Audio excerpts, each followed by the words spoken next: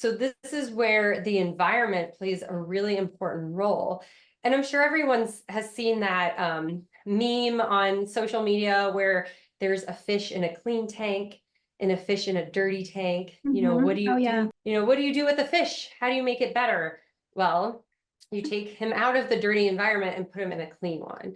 So Yep. think about your body. We are basically living in a toxic soup bowl. So we have to do the best we can because our environment is very toxic and it is really impacting our hormones, specifically that balance of estrogen to our progesterone. Hi, I'm Dr. Monica Jauregui, and welcome to Truly Healthy MD.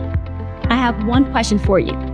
What's really behind the way you feel? As a functional medicine doctor, I'm passionate about helping you uncover the hidden causes of your health concerns and finally connecting the dots. From balancing hormones to overcoming Lyme disease, boosting brain health, or just finding new ways to feel your best every day. This podcast is packed with insights and strategies to help you take control of your health and live fully. Ready to explore what's possible and be truly healthy? Hello, welcome to the Truly Healthy MD podcast. I'm Dr. Monica Jauregui. Today we have a very special guest, Dr. Jen Pfleghaar. She is a double board certified physician in emergency and integrative medicine. She went to medical school at Lake Erie College of Osteopathic Medicine, completed her training at St. Vincent's Mercy Hospital. She did her fellowship at the Andrew Weil Center for Integrative Medicine. Very, very well qualified. Dr. Jen brings more than just expertise to the table. She co-authored a book. It's called Eat, Sleep, Move, Breathe, a guide to living a healthier life. Thank you so much, Jen, for being on the podcast. Today, we're going to be talking about how to tackle menopause. So I always like people to know what the personal journey is. You're a healer, but knowing what your personal journey really brings so much to the table. So can you tell us about your personal journey with Hashimoto's and how that led you into integrative medicine? Yes. Hi. Thank you so much for having me on, Monica. Super excited to be here. We both have 4 kids. Yeah. So, so that's pretty cool. Yeah, so my Hashimoto's journey is really what turned me on to integrative medicine. I was diagnosed with Hashimoto's in medical school, and I was told there was nothing I could do for it. I went into surgery. They wanted to rule out cancer. I came out. They said, good news, it's not cancer, but you Okay. have Hashimoto's. And I was like, oh, I Mhm. hadn't heard of that yet. I was only in my first year of medical school. I'm like, well, what can I do for it? And they said, oh, nothing. Your thyroid will just destroy itself, and then you'll have to be on Mm. medication your whole life. And I Mhm. believe that. So I struggled a lot during medical school. I feel like I was very tired. I had to beg the endocrinologist to go on a T3 medication because I would not convert T4 to T3 well. It was Yeah. very crazy being a patient, and Yeah, you and had to realizing, advocate for yourself. Yeah. yeah, it was very frustrating. So fast forward, I was on T3 and T4, but still didn't really understand that you could reverse chronic illness and autoimmune disease. So when I was working in the emergency rooms and I kept seeing the same patients over and over again, realizing conventional medicine wasn't working, decided to go back and do an integrative medicine fellowship. And that kind of started it all. So I still work in the ERs, but I have my own integrative medicine practice. Mhm. And that is where the real healing begins, because my patients were getting to the root cause. And it could be root cause anywhere from gut health to mold exposure, heavy metals, hormones, stress. You have to look at the whole person and their medical history. So, and really, I'm passionate about perimenopause because a lot of women are struggling, and I really want to give resources to the women that feel alone and are struggling, because I feel like menopause gets a little more attention, but it's that perimenopause Mhm. before the big shift is Yeah. where a lot of women just feel like, what do I do? And why am I feeling like this? So I'm super excited to talk about that today with Yeah, it's everyone. such a long time period for so many women, and so many people just don't feel supported. And I think conventional medicine just doesn't have all the right answers for people. So doctors are also frustrated not being able to give patients those answers. So I think that's one of the strong points in integrated medicine. So I'm so glad that we decided to talk about perimenopause. And so I know that one of the big things with you is having a clean environment. So why is cleansing our environment one of the first steps to better hormone health? Yes, it's a great question. So when we look at our hormone health, specifically estrogen, there's a lot of xenoestrogens in the environment. Xenoestrogens are things like BPAs and Mhm. plastics, phthalates. So these are things that we're in contact with every day. It could be the perfume you put on. If it has phthalates in it, that's an endocrine disruptor. Anything with fragrance can disrupt Yeah. our hormones.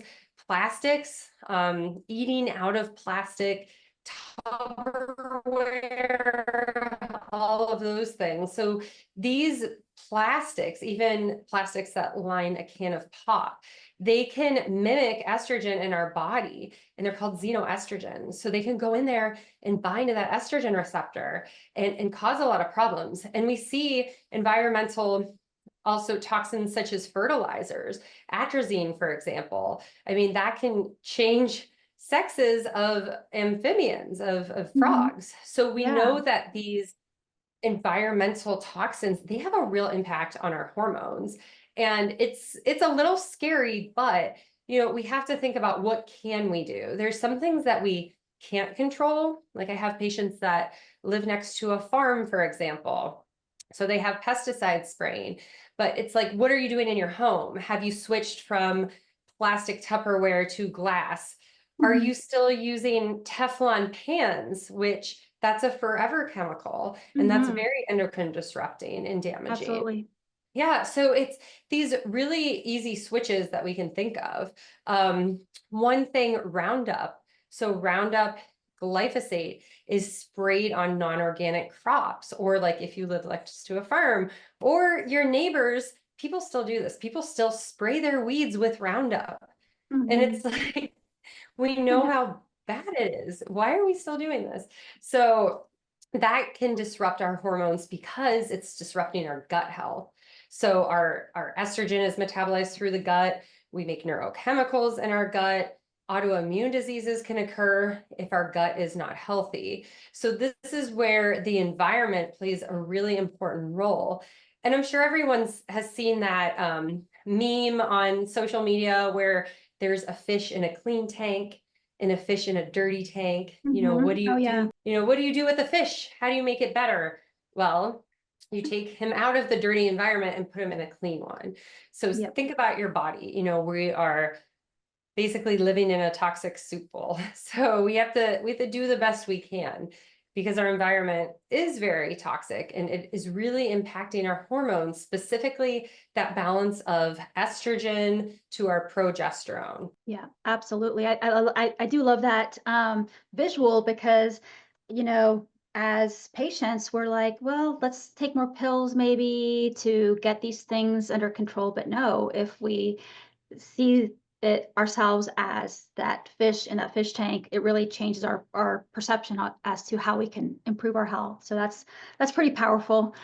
Are there any other swaps, some practical tips that women can make to reduce exposure to toxins? Yeah, absolutely. Well, the first, going back to the fish tank real quick. So I know Mhm. you see mold patients also, but I Yeah. was telling this young gentleman that's a patient and his parents' house has mold in it. And I was like, you just need to get out of the mold. Like I was using the fish tank as an example. And I'm like, Mhm. and while you're living in it, I'm like, we'll have you take binders, which is basically like taking a cloth and cleaning the gunk off of the fish tank, and we'll give Yeah. you liver support, which is basically like a filter trying to keep up. But I'm like, it's not gonna be the end game.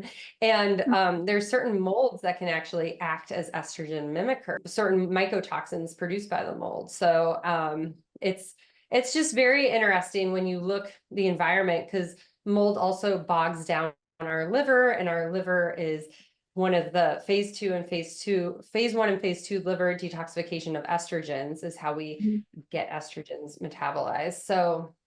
So swaps would be Tupperware. So plastic Tupperware. If you're heating that up in the microwave, you're just leaching that into your food. I remember in high school, you never want to heat up spaghetti and sauce in a Tupperware because it would Mhm. stain it, right? I Oh, mean, yeah, yeah. yeah. And gosh, like thinking back, I'm like, oh, like I ate out of Tupperware, right? But we didn't know any better. Everyone thought Tupperware was super cool. Mhm. And anyway, so that's one thing you want to swap. And if you have to eat out of plastic, don't heat it up in the microwave in plastic. Glass is the best bet. Glass can be kind of heavy though, and it can break. So I also love silicone. So there's these really cool collapse it containers that they fit really nice in our drawers, and you can just fold them up and then you like push them out. They're really cool, but I like silicone. Stainless steel is good, high grade food quality. They make a lot of lunch boxes out of those. And same with cups in the house. So glass is going to be good. Make sure if you're drinking out of ceramic that there isn't lead in the paint. Mhm. So Yeah. we got rid of like all our cutesy cups and mugs, and we just have glass, or we have reusable like stainless, like coffee when you're going out and about. So looking at those little swaps. Also in the bathroom, I mentioned fragrance and perfumes. That's like the first thing that should go. So Absolutely. Yeah, there's no need. yeah. There's absolutely no need for those things. Yeah, and there's non-toxic, Yeah. there's cleaner ones out there. So it's a swap. We're not asking you to like give it away, like get rid of it. Just get one that has natural like fragrance in it, like Yeah. essential oils. Yeah. And There's lots that's of not options. hiding, yeah, because it's not hiding the phthalates and the parabens. So lotion. So if you go to Bath and Body Works or whatever, and I used to, when I was born in the 80s, that was Mhm. cool. We had all those smelly things.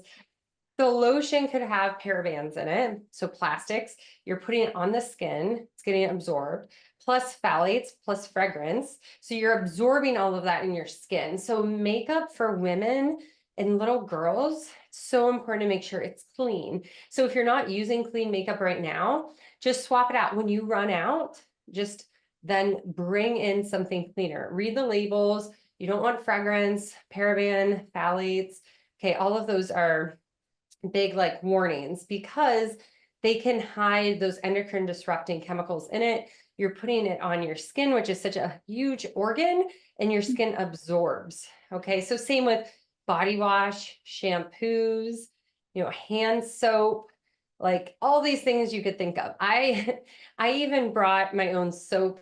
I was bringing my own soap to the emergency room for a little bit during the Yeah. pandemic because I was washing my hands so much and my hands were so dry from like the chemicals, because and really the regular like Purell or whatever, everyone has their waterless sanitizer, hand sanitizer, and I'm like, Mhm.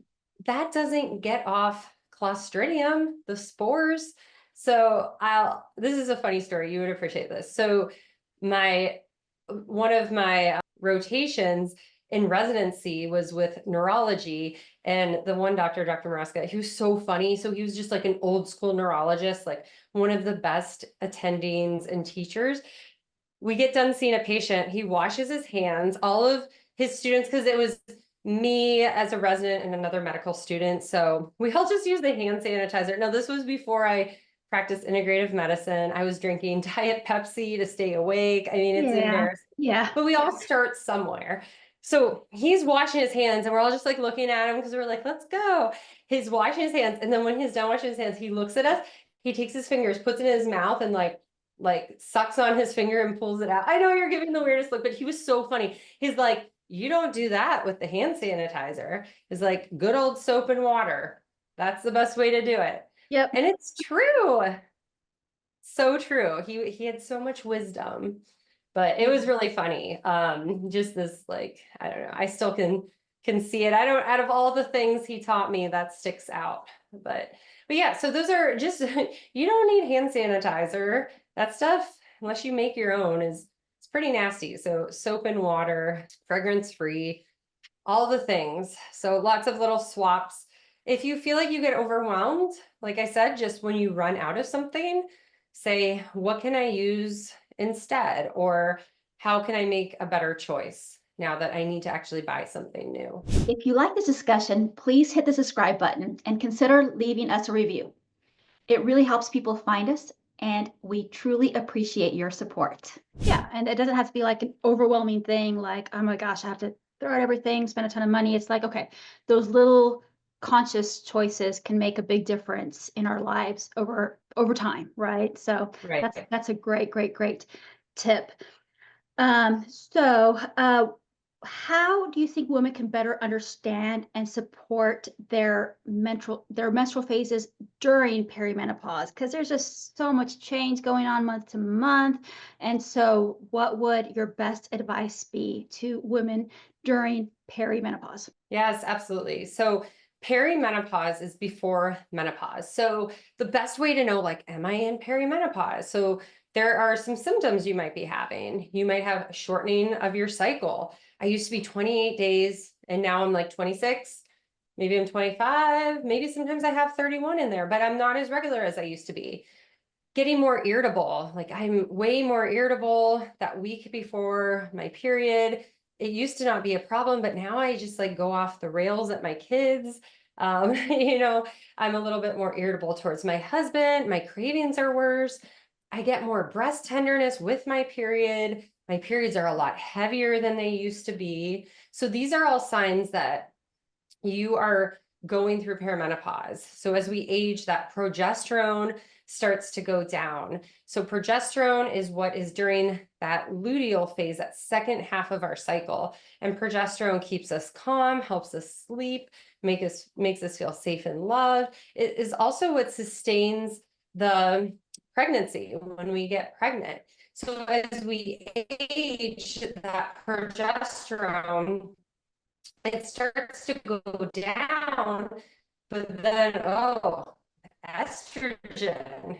Estrogen is kind of erratic during perimenopause. Eggs, so the corpus luteum, which is that egg that comes in, just isn't as good quality. We're aging, we're ending our reproductive years. So then the follicle stimulating hormone might be like, hey, like, was that an egg or was it not an egg? Like, like, did I see a car go by or didn't I? So then so they send like another one out and there's more estrogen. So estrogen is very erratic. Okay. Mhm. So you're having this imbalance because progesterone is going down. Estrogen is starting to decline too, but it's erratic. We have these erratic spikes. It's like a roller coaster.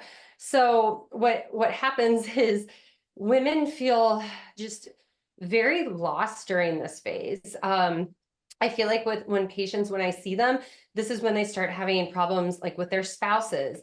They're not handling stress as well because the progesterone is declining and they're already stressed. So then that might even make progesterone even lower because cortisol is lower on that hormonal cascade. So it's very frustrating because they will go to their conventional doctor and explain this and their doctor doesn't understand hormones. I mean, Yeah. I've taken, so much extra time studying hormones as a doctor, and Mhm. even OB-GYNs don't have the training that I have in hormones. You don't get it.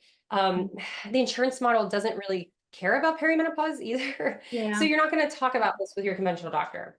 But what will they tell you? And I know this because my patients have told me these stories. They will say, first, like, oh, you're just tired, you're gaining weight, and you're irritable because you're a mother. Or they'll say, oh, you're just depressed, you need an antidepressant, which Mhm. none of us have antidepressant, like, lack Deficiency? of it, like a Yeah. deficiency, right? I mean, it's just not a thing. Like, that's not how God made us, okay? Mhm. So, gosh, what else have they said? They'll, my patients will ask for labs and they'll be like, well, we can't test labs for that. And it just goes on and they're gaslit and it's awful. And I feel so bad. So how do you know you're in perimenopause. So I kind of gave some symptoms. Mhm. Also, it's really cool to like ask your aunt, your sister, your mother, your grandmother even, ask them when they went through menopause, because it does kind of correlate. I mean, I have a patient, she's in her 60s and she's still menstruating and more Oh, regular than wow.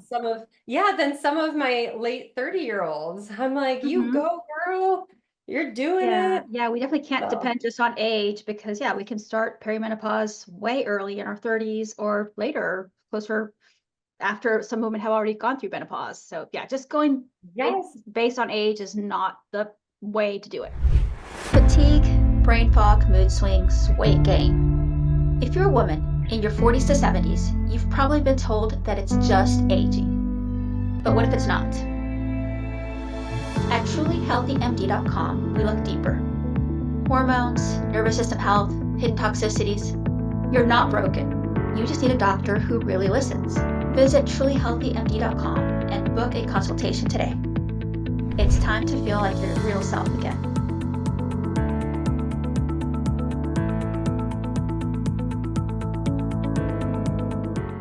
Yes, exactly. And I always say test, don't guess, right? Mhm. So you can test and see like what's the progesterone doing. And we like to look at that progesterone testing on day 19 to 21, where day 1 is the first day of bleeding, because that is where progesterone is supposed to shine. That's where she's at her peak. Okay.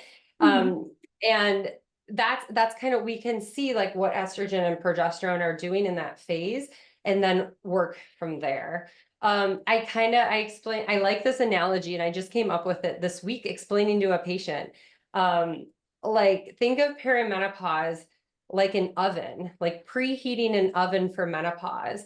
And every oven preheats differently. So like if you go to a hotel that has an oven or an Airbnb, it's going to preheat differently than your oven at home. So we can't like put everyone in this conventional medicine box like they love to do, right? The doctors love to do. Well, not us, not we're cool doctors, right? Yeah, yeah, yeah, definitely. I'm just kidding. But but what I'm saying is, it's you have to trust your body too. If you feel like your hormones are off, they're probably off. But this could be cortisol too, because I have a lot of patients come to me and they're like, my hormones are off. And yes, we do find a hormone that's off. Like they're always right. That could be insulin and glucose, which that beautiful balance of insulin and glucose that gets off during perimenopause due to the hormones changing. Cortisol is just for women. I mean, we are all just operating at a different level because we're taking care of the kids. A lot of us are working. We have the stress of the household and we take on a lot. So Yes. working on that aspect too, because that is directly related to all of your hormones. So definitely like not antidepressant deficiency. And, for those of you that are struggling in this season, which could be 10 years long perimenopause, you can get help for sure. Yeah, that's so good to know because I know that so many women are going through this and it's feels so isolating when you don't know Mhm. who to go to for these answers. If conventional medicine doctors, GYNs aren't trained, they want to help, but they can't always support people. And you go to social media sites and people are going to be saying all sorts of things. Some things are right, some things are wrong. So it's I love it when we as physicians can spread this information and tell women it's okay. We got you. This is okay. It's all going to be okay. But there are some things that you need to know. So this is such a good conversation. The other stuff that I want to talk about is syncing nutrition and workouts with menstrual cycle. I know that you talk about this on your social media. It's so many good resources. Not everything is taking a pill, right? So doing other things that are nutrition, workout. Um, uh, Give us some examples of what that looks like. Yes, absolutely. I'd be happy to. So I really am a big fan of cycle syncing. I use this a lot with my patients, and I have my own kind of recipe for this, and it works really well. So we're going to go through the cycle a little bit. So that follicular phase is day 1 of your cycle, which is the first day of bleeding. And it goes to ovulation, which is usually around day 14, 15. So you have that follicular phase, and then you have the luteal phase, which starts at ovulation, and it goes until about day 28. So about 14, 15 to day 28. And then day 28 is when you would start your cycle over again with the bleeding. So during that follicular phase, this is where estrogen is really shining, and estradiol is the predominant hormone made during our ovulate, like when we're ovulating in our fertile. So in that follicular phase, this is where estrogen is really the star of the show. This is going to be when you're going to be able to multitask and get things done, get tasks completed, finish those projects that you've been working on. This is also when I tell patients that they can fast.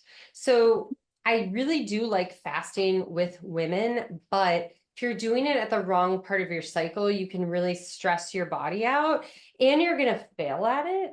So I have my patients do it during the follicular phase. If they feel like, you know, they could wait a few days, like maybe start on day 3, 4, or 4, 5.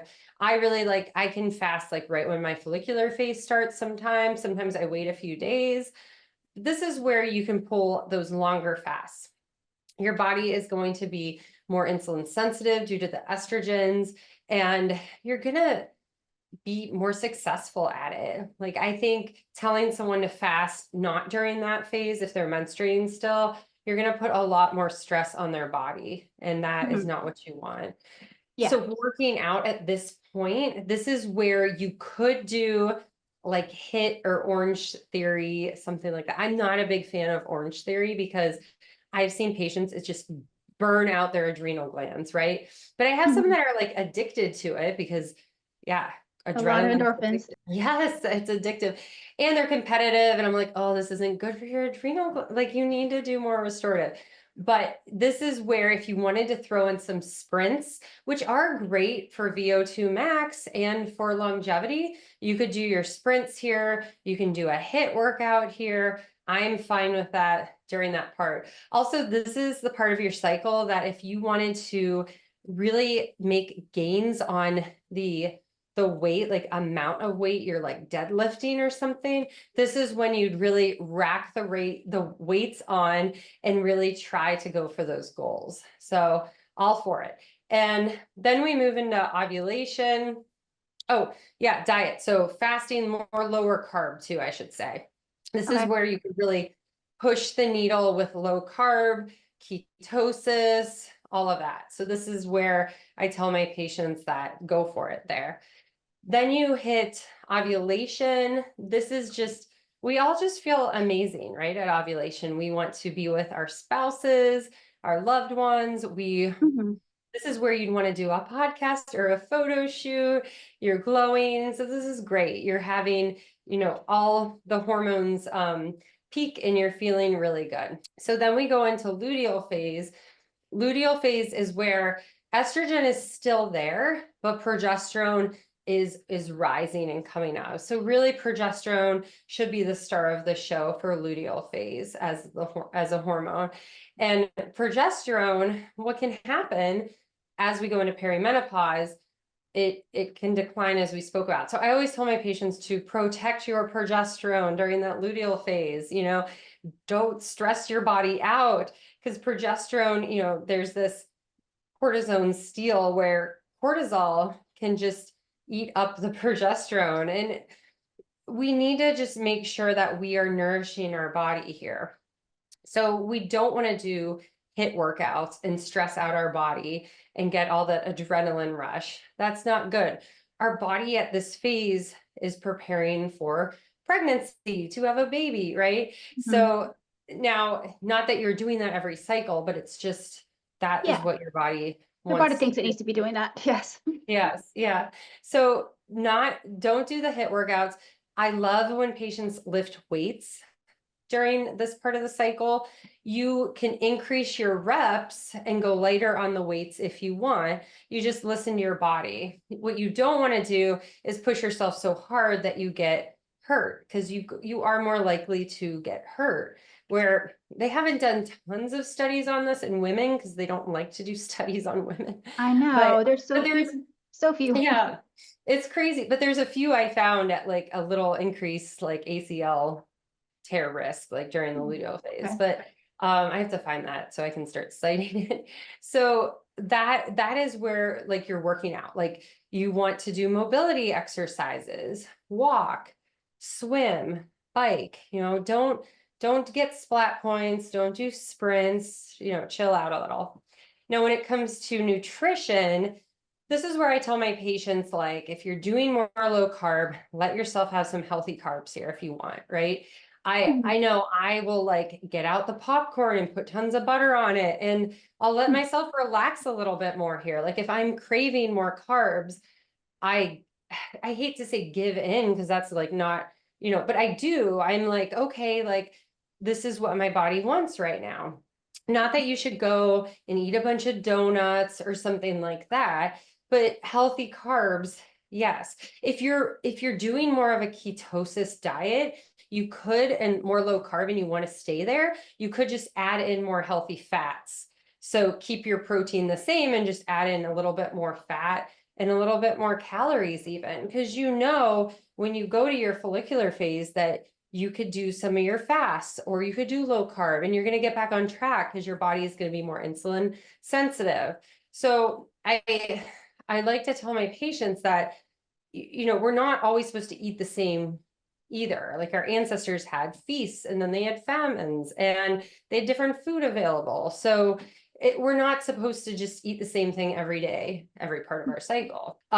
So the luteal phase also is a time that you might not feel really social. You might not feel like going out. You might just feel like staying home, reading a book, and watching a movie. And that's okay too. That's that same progesterone. You want to chill and relax. So don't put yourself in really stressful situations during your luteal phase if you can help it, like big meetings with a boss, or something like that. Now, I know sometimes that is unreasonable, but if it's in your control, just be more mindful so you can really sync that cycle to where your body can handle stress more, where you're customizing your workout around your cycle and how you're eating. Yeah, those are great tips. And I think all that you said is so important for women to know, because like you said, most of the research is done in men, unfortunately. Men are so much easier to study. They're going to be the same no matter the day of the month, that things don't cycle with them. So they're just so much easier to study. And they've been studied for years and years. And there's so few researchers that have really dedicated themselves to women. I know just recently, Stacy Sims is a researcher that's been doing a lot of research just based on women. And this, to me, is gold. I love that she's doing this research, other people are doing this research, and that people like you and me are starting to spread the word, because it's about time, right? That science catches up with what us as women we need to know about our bodies. So these are really, really amazing tips, and keeping that in mind for the different parts of our menstrual cycle. All that's super cool. What would you say your top tips are for women in the perimenopause phase and balancing blood sugar, managing stress? What would you tell women at that phase? Yes, absolutely. Blood sugar is so important as we age to keep it balanced. If we have a balanced blood sugar, we're not going to have these big insulin spikes. We're going to have decreased inflammation, and we're not going to get type 2 diabetes, which none of us want. But as we age, Absolutely. we get more insulin resistant. Okay. So this is like insulin resistance is basically like when you hear a song on the radio. So think of your cells as someone listening to a song, and you love the song. You get so excited about it. You are dancing to it. You're playing it at the gym, at home, in your car, but you've been listening to it for a long time. So a couple weeks later, you're at the grocery store and it's playing in the background and you don't even notice the song. You're resistant to it. So Yeah. think of your cells like that, where you have all these sugar spikes all the time. You're eating whatever you want, a pizza here, a candy bar here, a cookie at a holiday event, whatever, and you're getting these big spikes. Okay. Eventually your cells are going to be like, I can't, like, I don't care. Like, I don't care that there's glucose floating around. Like, I'm so resistant to it because of all